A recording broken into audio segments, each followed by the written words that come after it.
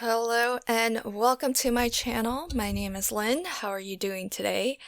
I thought that I would do something a little bit different with this bride and groom die set that is from Scrappiness's new mini release. It's all about, it's wedding themed, but as with most of the dies designed by Scrappiness, even though it's strongly themed, there's a lot of uses for it outside of the specific theme that it's released under. I am going to stick to a wedding card though, but instead of your bride and groom, I'm going to make this a groom and groom wedding.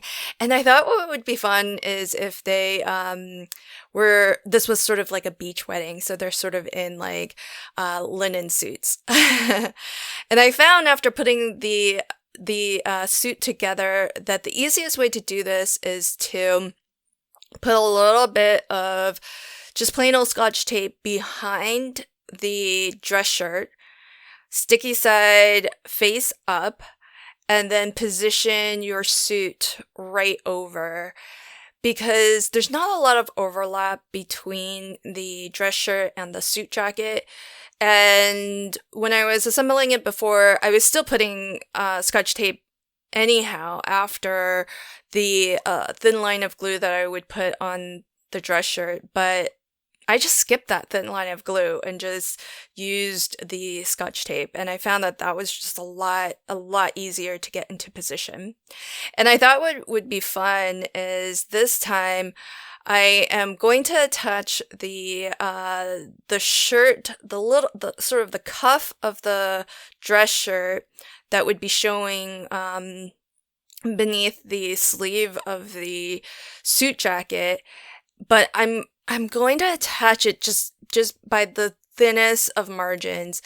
Again, this is one of those die cuts that doesn't leave a ton of room to overlap with as you layer.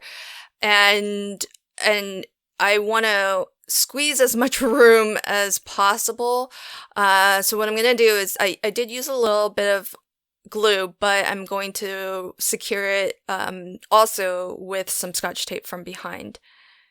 The reason why I want to maximize how much of that cuff is showing is because I want to, and apologies for the focus, I accidentally left my camera on autofocus, and it's a touch sensitive to autofocusing. But as I was saying, I wanted to leave as much of the cuff showing because I want to add some cufflinks to these suits and really really bling them up. So here I've got two of them, and as I mentioned, this is going to be a same-sex wedding card, and so I am going to kind of do the same or similar thing as what I did with my classic wedding card. One of the suits I will attach directly to my card front, and I've used the same stitched heart cover plate to get some detailing in the background without making it too busy. But it's got the lovely heart design, and because I'm going for kind of a beachy theme, I thought that light blue would be wonderful, especially since I used a light pearlescent blue for the ties, the necktie and the bow tie. And then I'm going to use some of these tiny gems that I have, and I've got this really nice light blue colored gem as well, and I think that's going to go really well for some accents on these suits. So I'm going to use them as buttons on the suit jacket. I'm going to use them as cufflinks on the cuff of the dress shirt. And with this second suit, I am going to attach it with my low profile foam. So this is only about one millimeter. I can't find my original one, which was truly 1 millimeter. This one I feel like is a bit thicker, but still thinner than the other foam that I have. So I still like it as a low profile foam, and it's great for just adding a touch of dimension, but it doesn't really add a lot of thickness to your card. So you're not going to be in any danger of having to pay extra postage unless you add a lot of layers.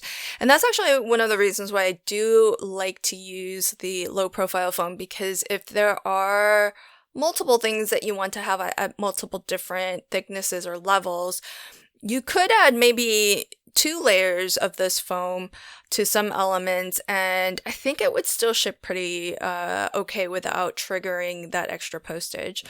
But I in particular love it for things like this, where I just want this suit to feel like it's a little bit more in front and have that little bit of extra dimension just for some extra interest on the card. And I think that, if I'm not making a shaker card, I don't need this piece to be super, I don't need the foam to be super thick.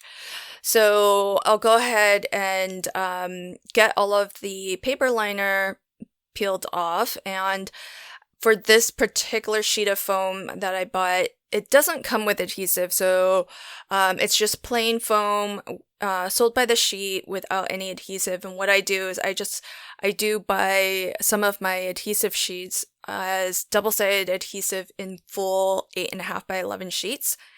And so I just cover the foam on both sides with those large sheets of adhesive. And I feel that it's still more economical than buying foam, double-sided foam, cut down, and on a roll. So now I'm going to continue to bling up these suits. So I thought it would be fun to also add a gem as a little bit of a lapel pin of sorts.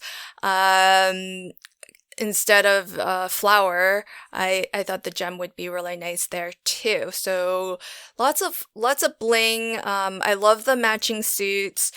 I love that they have different neckties, and had I thought of it, I should have actually given the suit jackets different lapel styles as well, just to have them not so matchy, but I think all the same, I really love this as a wedding card, and it's just a fun.